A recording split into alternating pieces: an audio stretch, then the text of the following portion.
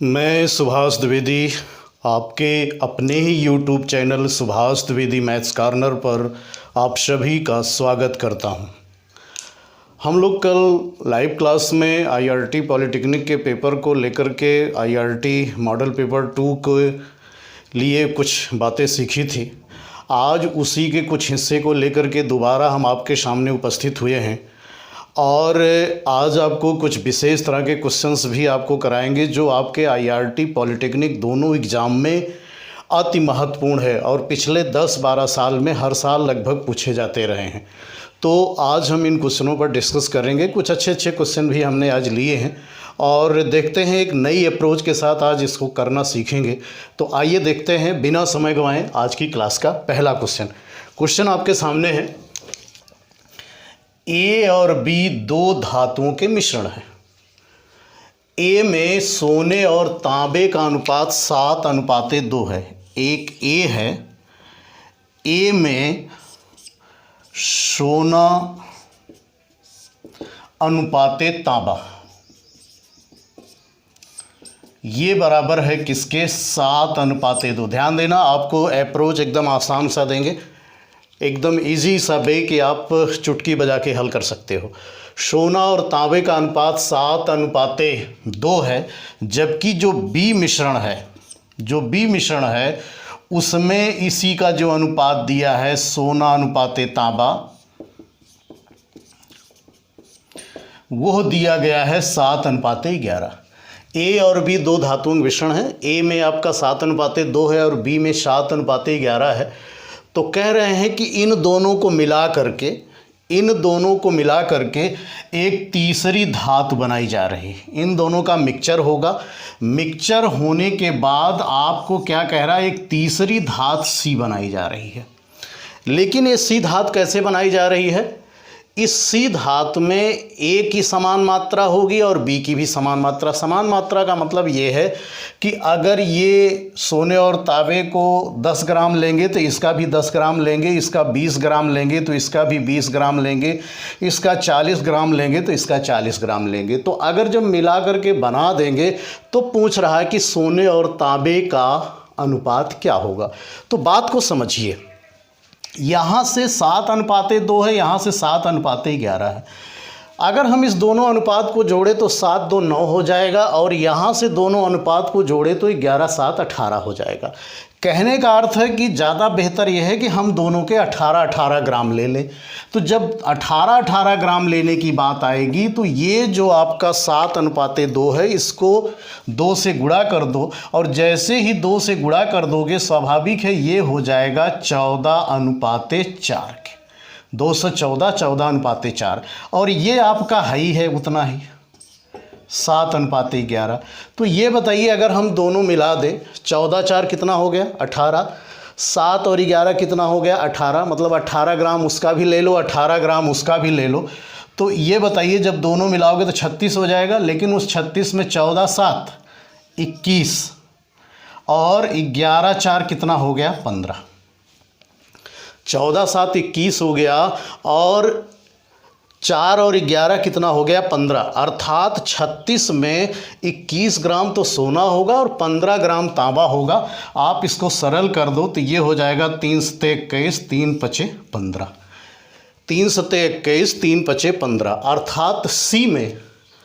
अर्थात सी में सोने और तांबे का जो अनुपात होगा वो 7:5 होगा।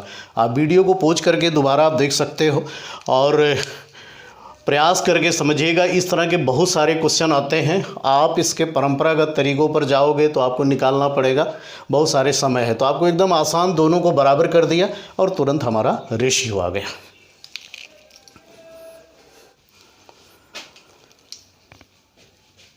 तो ये रहा दूसरा क्वेश्चन आपके सामने है, आप देख ही रहे हो।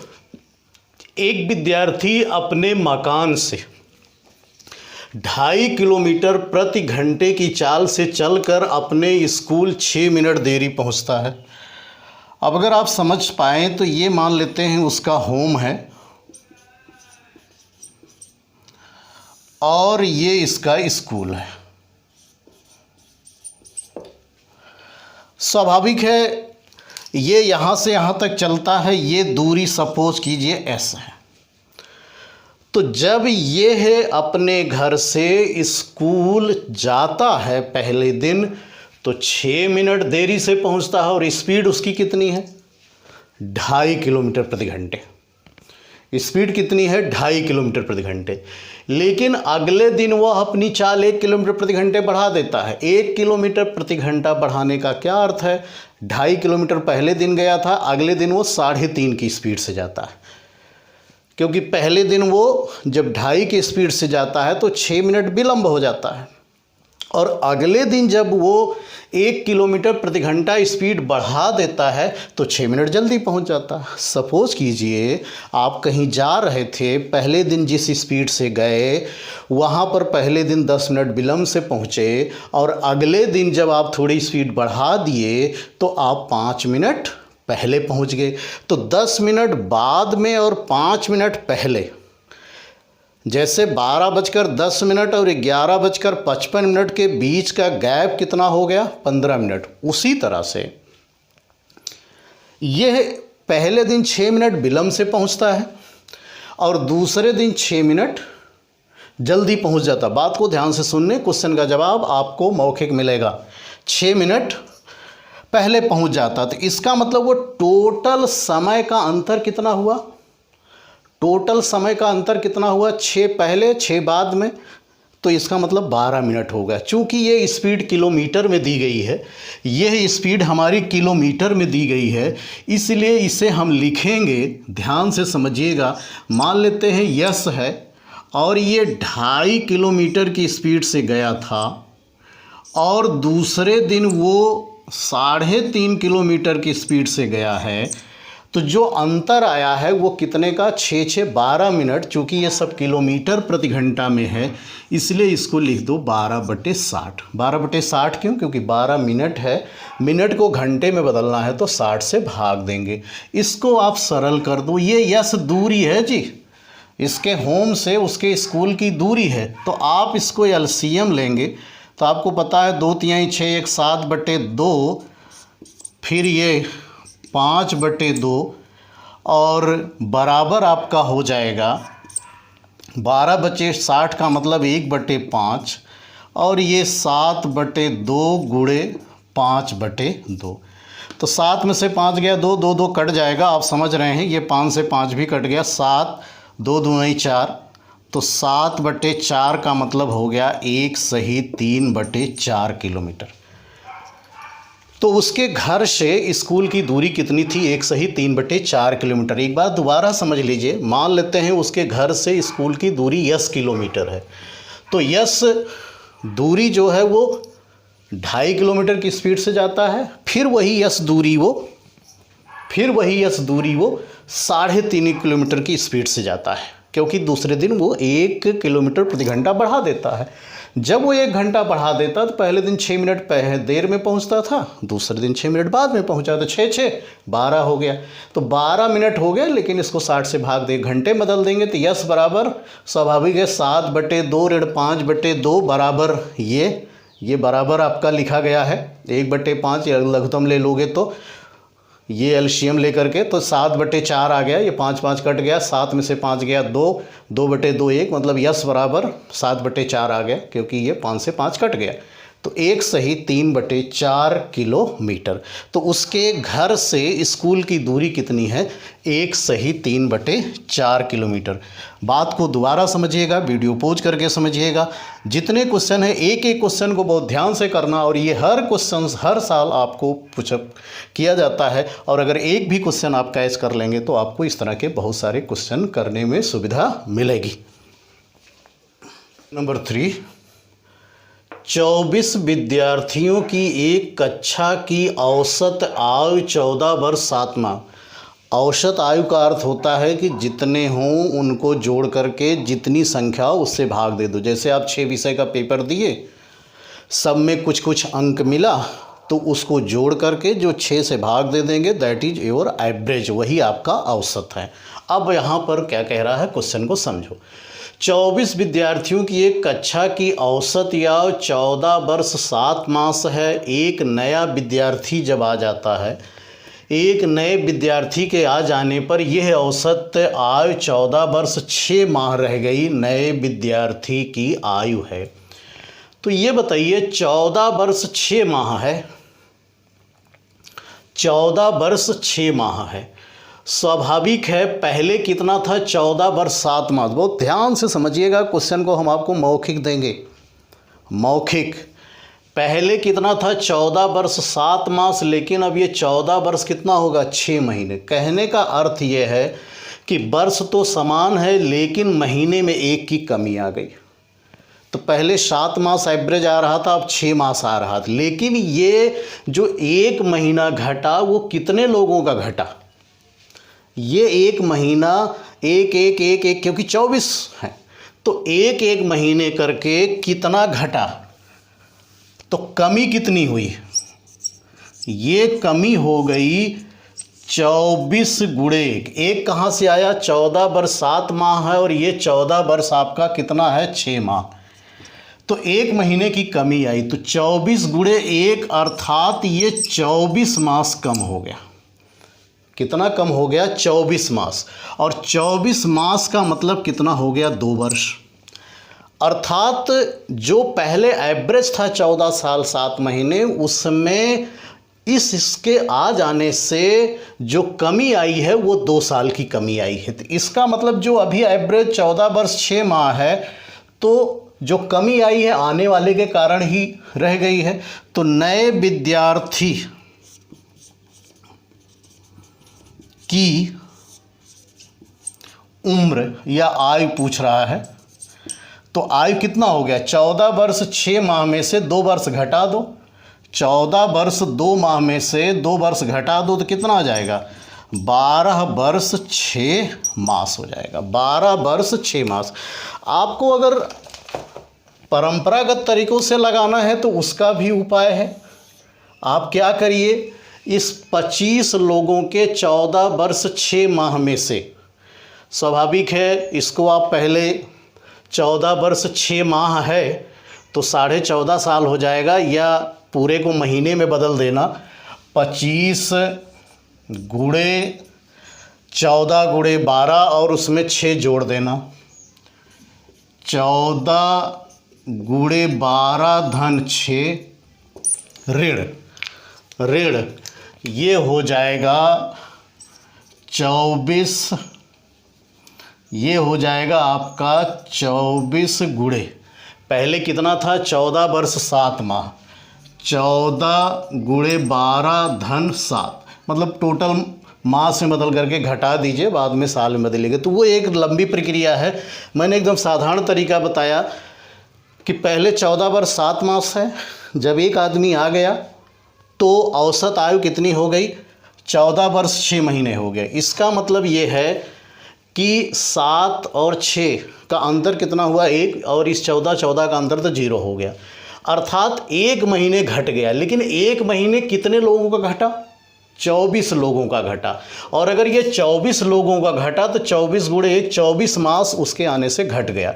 अभी वर्तमान में 14 वर्ष 6 माह है, इसका मतलब है कि 12 वर्ष क्या हो गया, 6 मास। दूसरा ये है कि अगर हम यहाँ 25 लोगों को लेते कि 25 लोगों घटा है तो पहले वाले में से घटाएंगे, तब 25 आपका हो जाएगा, तब 25 महीने हो जाएगा, तब 2 वर्ष 1 मास हो जाएगा, तब इसमें से घटा देंगे। चूँकि अभी के लिए है, चूँकि 24 है, क्योंकि हमने 24 लोगों का ही लिया है, तो 24 के लिया है तो 12 महीने 24 गुणे 1 24 मास 2 वर्ष आया, तो 12 वर्ष 6 मास हो गया। अर्थात जो आने वाला विद्यार्थी है, जो नया वाला आया है, उसकी आयु कितनी है, 12 वर्ष 6 मास।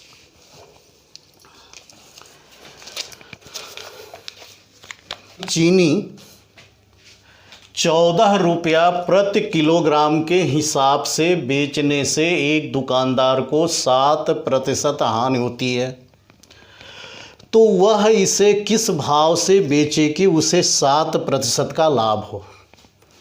14 रुपये किलोग्राम के भाव से जब बेचता है तो उसे लॉस कितने का होता है, 7% का। तो ये कह रहा है बताओ इस पर 7% लाभ लेना है तो कितने में बेचे। साधारण सी बात आप समझिएगा, जैसे हम आपसे कह दें कि किसी वस्तु को आपने जब 80 रुपया में बेचा तो 20% की हानि होती है।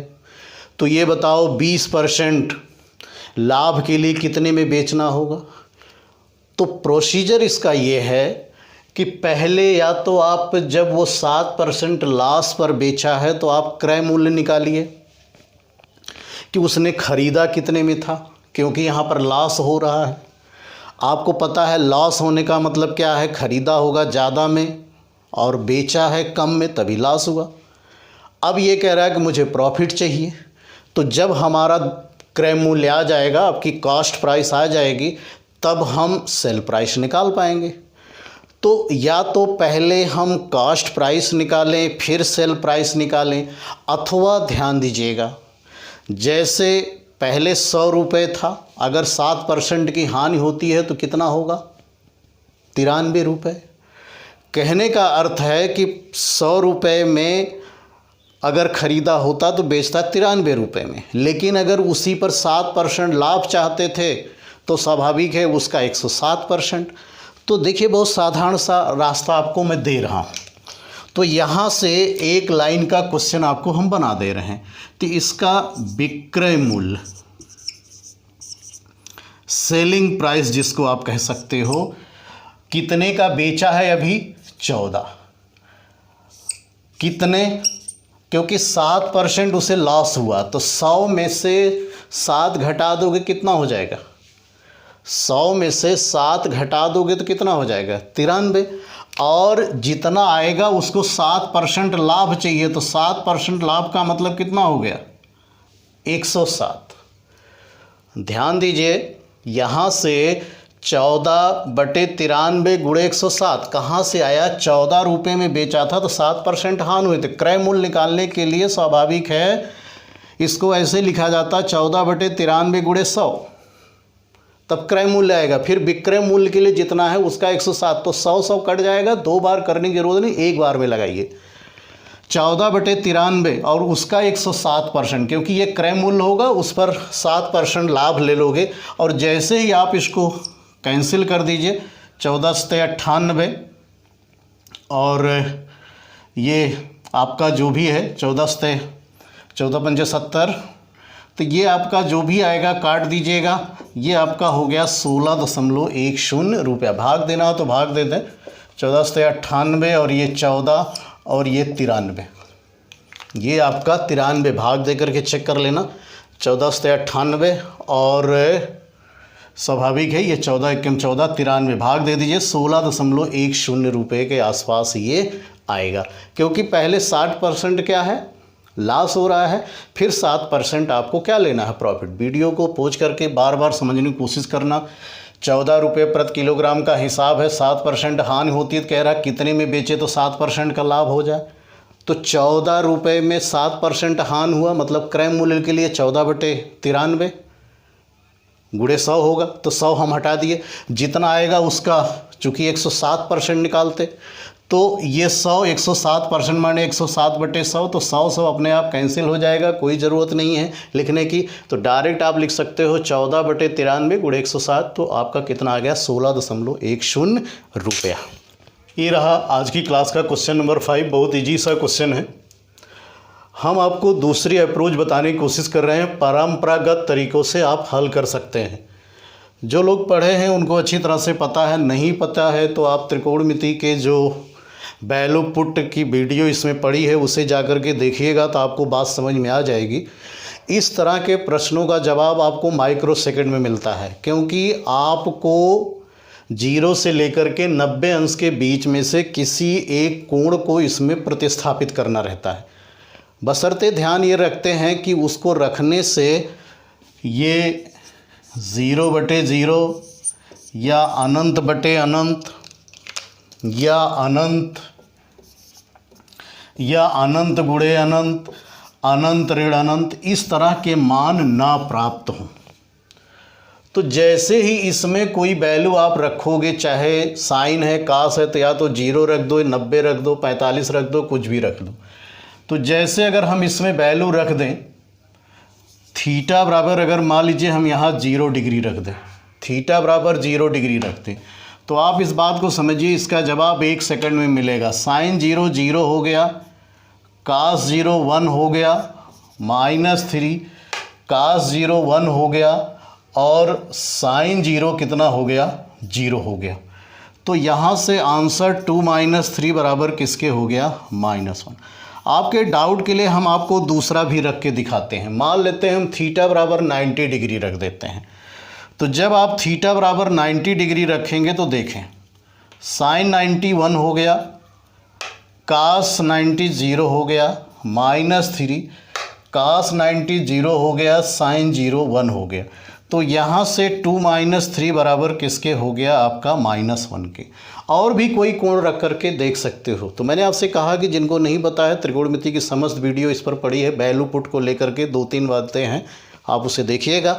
जिसको नहीं समझ में आ रहा है, और जो लोग पढ़े हैं उनको तो पता ही है। तो फिलहाल यहाँ से आंसर कितना हो गया, -1 के। ये रहा आज की क्लास का क्वेश्चन नंबर 6। आप देख रहे हैं कि कह रहा है यदि x² -1 तथा px² -qx + 1 का मासा x - 1 हो तो p और q में संबंध ज्ञात कीजिए। बात को समझिए, जैसे यहाँ से आप देख रहे हो x² -1 है, तो ये आपका x - 1 होगा, x + 1 होगा, अर्थात x - 1 इसका एक फैक्टर है। तो अगर x - 1 एक फैक्टर है तो इसका भी स्वाभाविक है एक फैक्टर x - 1 होगा। तो मासा का मतलब होता ही यही है। तो यहाँ से दिया है x - 1 है, तो इसका अर्थ है कि अगर हम x बराबर 1 हम इसमें रख दें तो स्वाभाविक ही ये संतुष्ट हो जाएगा। संतुष्ट का मतलब क्या है, इसका जो मान है वो 0 के बराबर हो जाएगा। तो यहाँ से आप देखें p, यहाँ आपका 1 का स्क्वायर -x और ये q, ये 1 + 1 = 0। तो ये हो गया p 1 1 कितना हो गया, 2 - 2q = 0। तो स्वाभाविक है ये बात आप समझ पा रहे होंगे। यहाँ से p बराबर किसके हो गया, 2q के। यहाँ से p बराबर किसके हो गया, 2q के। महत्तम समापवर्तक का मतलब होता है कि कोई दो व्यंजक हो, कोई भी दो व्यंजक हो, कोई एक ऐसा व्यंजक जो दोनों को बराबर बराबर कैंसिल कर दें, या उसका एक उभयनिष्ठ गुणनखंड हो, तो उसी को मासा कहते हैं। इसका और भी होता है लासा गुणे मासा बराबर दोनों समीकरणों का गुणनफल। तो चूंकि x² -1 में कह रहा, तो आप देख रहे हैं इसमें x - 1 x + 1 एक फैक्टर ये है, और इसका भी एक फैक्टर x - 1 होगा ही होगा, क्योंकि x + 1 वहाँ भी दिख रहा है। तो x + 1 वहाँ भी है, यहाँ भी। तो इसका मतलब x बराबर अगर हम 1 रख दें, इसमें अगर x बराबर 1 रख दें तो इसे संतुष्ट करेगा। और जैसे ही आप इसको रखते हैं तो यहाँ से वैल्यू मिल गई p बराबर 2q के। तो ये रहा आज की क्लास का क्वेश्चन नंबर 7। शताब्दी एक्सप्रेस 150 किलोमीटर प्रति घंटे के वेग से जा रही है तथा अपने बराबर लंबाई की एक ट्रेन जो 78 किलोमीटर प्रति घंटा के वेग से उसी दिशा में जा रही है को 9 सेकंड में पार करती है। एक ट्रेन की लंबाई होगी। तो पहले भी मैंने बताया था कि अगर दो ट्रेन आपकी हो, अगर ट्रेन विपरीत दिशाओं में जा रही हो तो सापेक्ष वेग जुड़ता है। सापेक्ष वेग का मतलब ये होता है कि दोनों का एक दूसरे के सापेक्ष कितना वेग है, अर्थात वो कितने वेग से एक दूसरे से दूर जा रही हैं, वह एक दूसरे के नज़दीक आ रही हैं।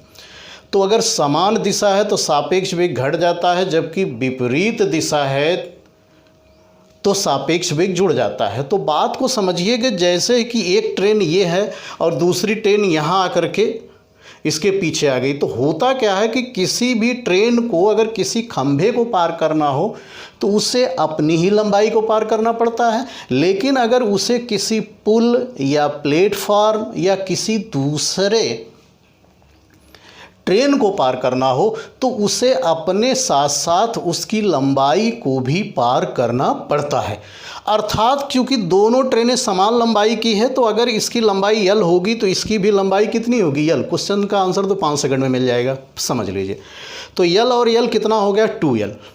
अब चूंकि दोनों एक ही दिशा में जा रही है तो सापेक्ष वेग घट जाएगा। अब जब सापेक्ष वेग जब घट जाएगा तो स्वाभाविक है समय कितना लग रहा है, 9 सेकंड।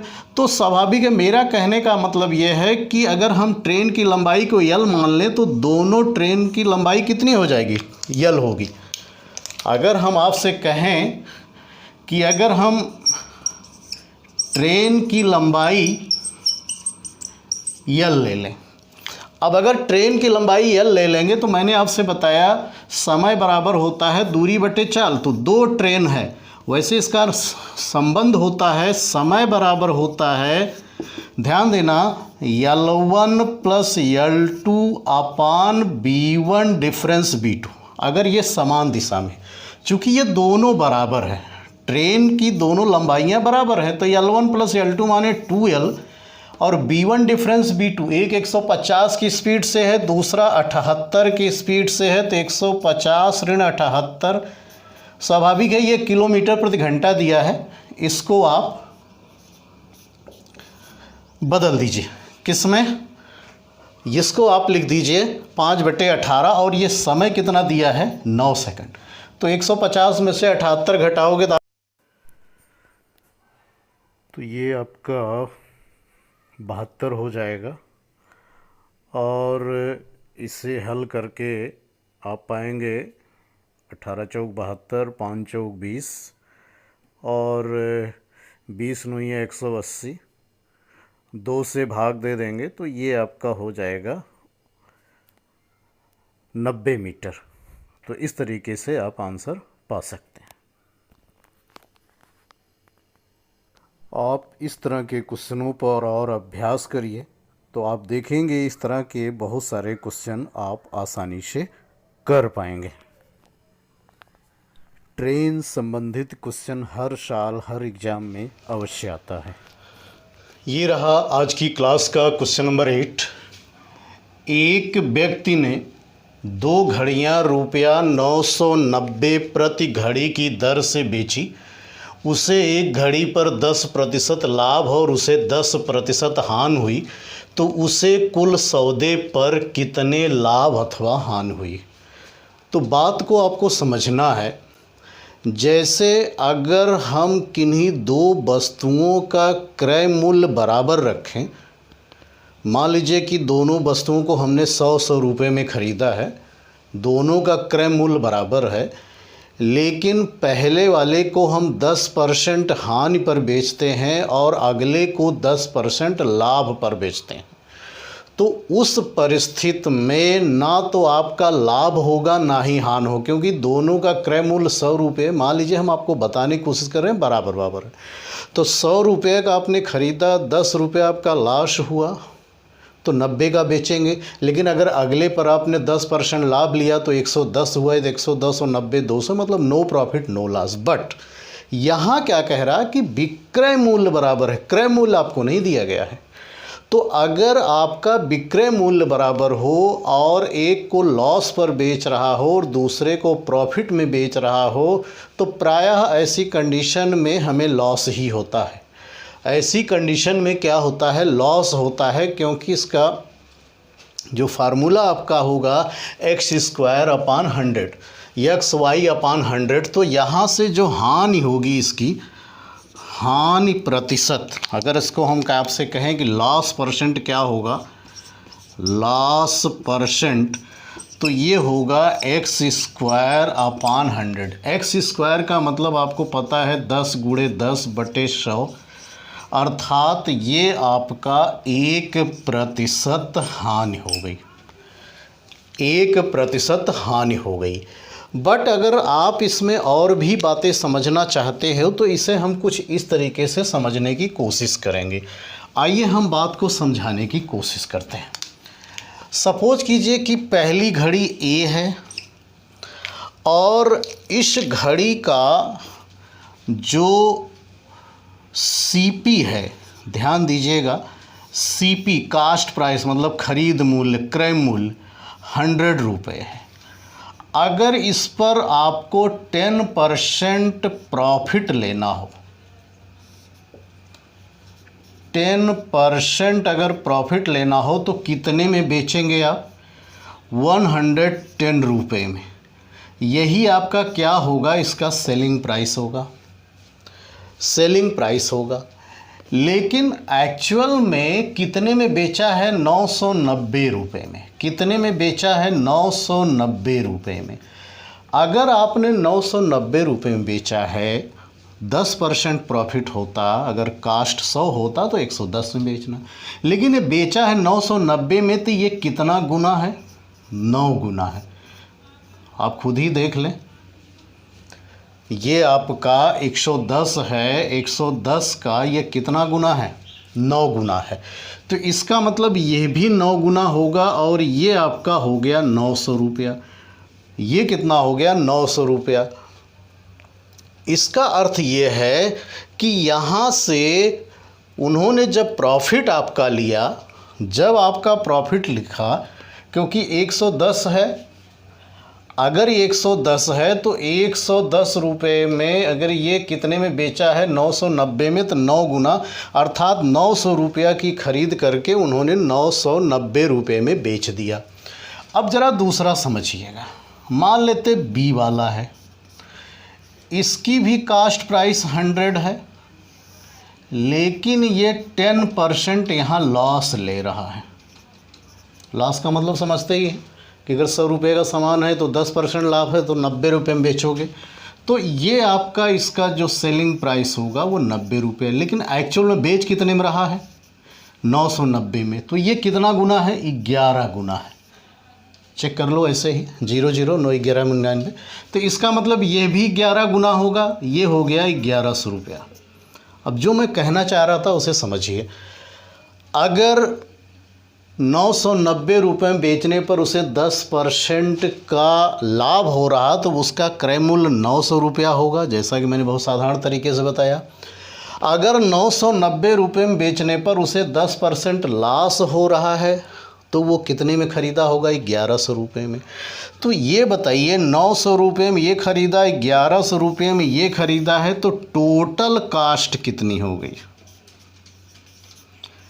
तो जो टोटल सीपी आया, आप देख ही रहे हो, टोटल सीपी हो गया कितना?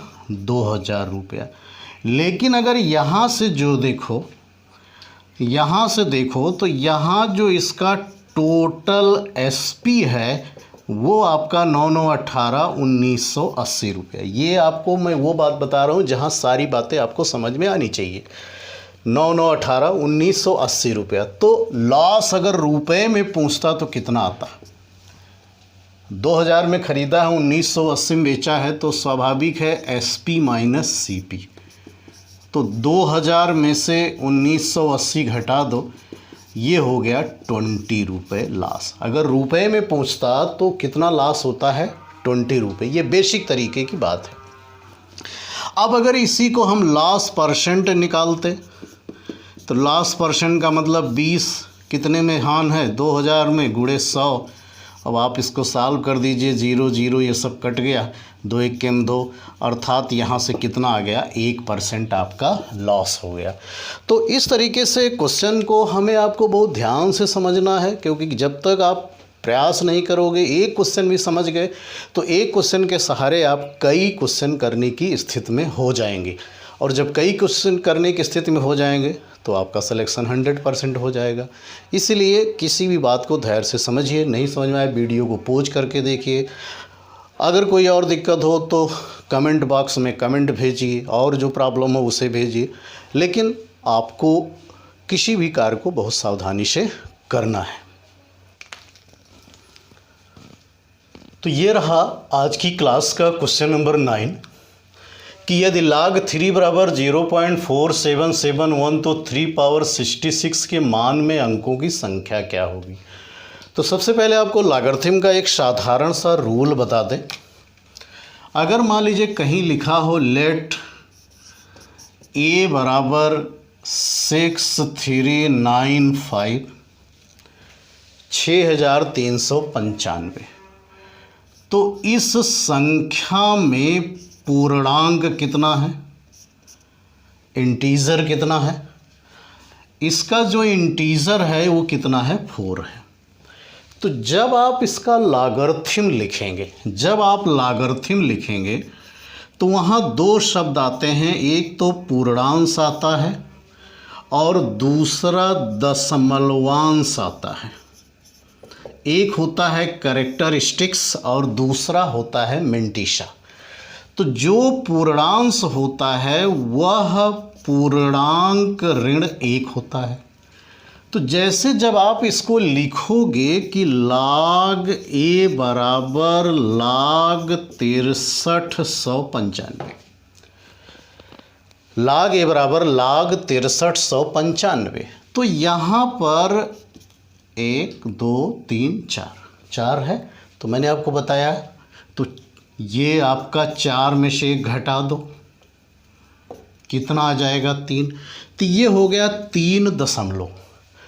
अब जब लॉगरिथम जो टेबल होती है उसको ऐसे लिखा रहता है, यहाँ से शुरू होता है 10 11 12 ऐसे ही, तो यहाँ 63 64 ऐसे होगा और इधर इसे लिखा होता है 0 1 2 3 4 5, फिर यहाँ मीन डिफरेंस होता है। तो 63 के सामने यहाँ 9 के नीचे और फिर 5 के नीचे मीन डिफरेंस में देख करके जोड़ते हैं, तो यहाँ पर लिखते हैं। और यहाँ पर जो संख्या लिखी जाती है उसी को दशमलवांश कहते हैं, मिंटिशा कहते हैं, दशमलवांश कहते हैं। कहने का अर्थ यह है कि जो पूर्णांक होता है पूर्णांश से एक अधिक होता है, अथवा कह सकते हैं कि पूर्णांश जो कैरेक्टरिस्टिक्स है वो इंटीजर से एक कम होता है। जैसे इसको दोबारा आप समझिए, जैसे ये लिखा होता कि a बराबर 639, तब इसमें पूर्णांक कितना है,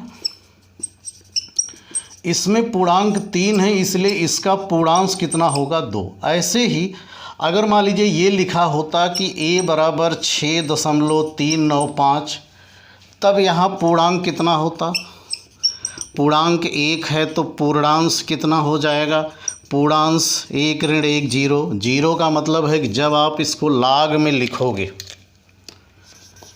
log में लिखोगे तो 0 पॉइंट और ये जो मिंटिशा है वो सबका एक ही आएगा।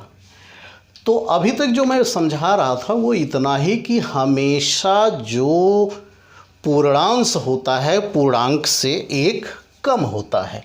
अब इसको हम यहाँ पर क्वेश्चन को लगाने की कोशिश करते हैं और देखते हैं कैसे हम लोग लगा सकते हैं। देखो, इस तरह का क्वेश्चन हर साल पूछा जाता है, चाहे IRT का एग्ज़ाम हो चाहे पॉलिटेक्निक का, पूछा ज़रूर जाता है। तो देखें इसको करते कैसे। तो ये लेट a बराबर 3 पावर 66, तो log ले लो, log a बराबर हो जाएगा log 3 पावर 63। आपको पता है कि log m power n to base c बराबर n log m to base, जो घात होती है वो गुणांक में बदल जाती है। तो ये बराबर हो जाएगा 66 log 3। अब वैल्यू रख दो,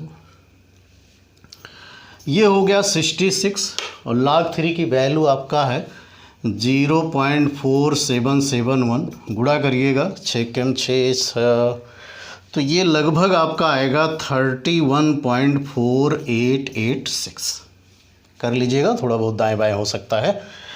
तो ये इतना आ गया। तो यहाँ से जो मैं आपको बताना चाह रहा था कि ये पूर्णांश यहाँ कितना आया, 31। दशमलव के पहले जो लिखा है वही पूर्णांश है। तो इसका मतलब है कि जब आपसे पूछेगा कि अंकों की संख्या कितना है, तो इसका मतलब पूर्णांक बराबर होगा पूर्णांश धन 1 31 धन 1 बराबर 32। अर्थात 3 की घात 66 के मान में अंकों की संख्या कितनी होगी, अंकों की संख्या आपकी क्या होगी, 32। हर साल मैंने बताया इस तरह का क्वेश्चन पूछा जाता है और जो इसका पूर्णांश होता है वो हमेशा पूर्णांक से एक कम होता है, इसलिए सबसे पहले हमें लॉग लेना है। लॉग लेकर के पूर्णांश निकालना, चूँकि पूर्णांश 31 आ रहा है।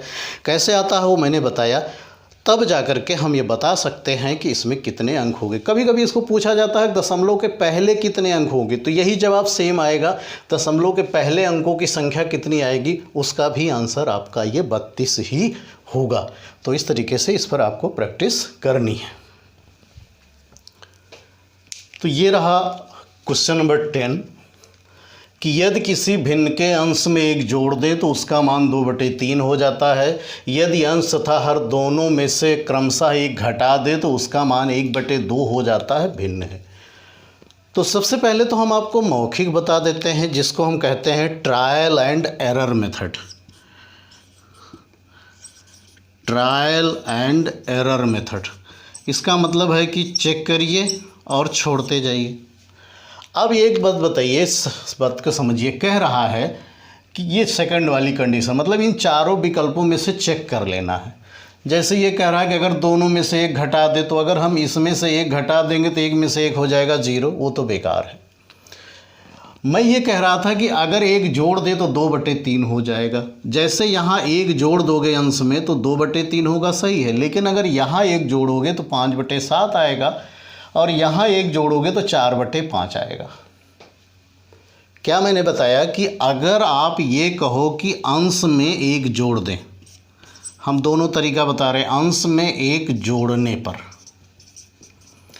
अब अंश में एक जोड़ने पर पहले वाले में आएगा 2/3, इसमें आएगा 5/7, इसमें आएगा 6/9, इसमें आएगा आपका 4/5। तो आप ये बताइए, ये दो विकल्प तो आपके कट गए अपने आप, दो विकल्प आपके कट गए, क्योंकि ये जब आप एक जोड़ रहे हैं तो 2/3, यहाँ 2/3 आ रहा है, यहाँ भी 2/3 आ रहा है।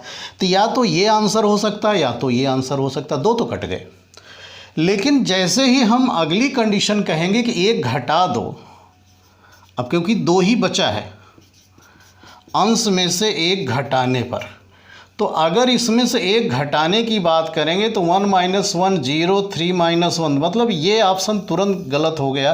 तो फाइनली हमारा आंसर क्या आ गया, ये जहाँ से आया है, अर्थात 5/9। 6/9 कहाँ से आया था, सी वाले का है। तो इसका मतलब ये आंसर कौन सा हो गया, 5/9। एक तो ये तरीका है। लेकिन अगर आपको ये ट्रायल एंड एरर मेथड बात समझ में नहीं आती है, तो आप इसका बेसिक तरीका आप लगा सकते हो।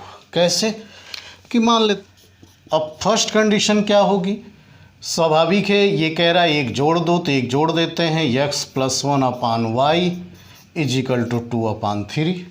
तो जब आप इसको यहाँ से सरल करोगे तो ये आपका हो जाएगा 3x - 2y = -3 के, 3x - 2y = 3 के। अब आप सेकंड की बात कर लो। जब सेकंड की बात करोगे तो कह रहा है एक घटा दो। जब आप एक घटा देते हो तो कितना हो जाता है, 1/2 हो जाता है। इसका मतलब ये 2x - 2 = y - 1, तो 2x - y = 1 के, ये सेकंड हो गया। अब इन दोनों को आप हल कर लेंगे तो आपको आंसर मिल जाएगा, क्या मिल जाएगा, 5/9 के। कितना मिल जाएगा आपको, 5/9 के। आप आराम से हल कर सकते हो। इसको 2 से गुणा कर दो, 2 दूनी 4। जैसे अगर आपको बता दें तो ये आपका ये हो जाएगा 4x - 2y = 2, और वो है आपका 3x - 2y = -3। घटा दो, माइनस प्लस प्लस कट गया तो x = 5 आ गया। इसी तरीके से y की वैल्यू निकाल लो तो 9 आ जाएगा। तो इस तरीके से ट्रायल एंड एरर मेथड से भी कर सकते हैं, ऐसे भी कर सकते हैं। तो आज का क्लास हम यहीं पर समाप्त करना चाहेंगे। आप लोग हर क्वेश्चन को बहुत सावधानी से करिएगा, और एक एक क्वेश्चन पर प्रैक्टिस करके 10-10, 20-20 क्वेश्चन आप कर सकते हो।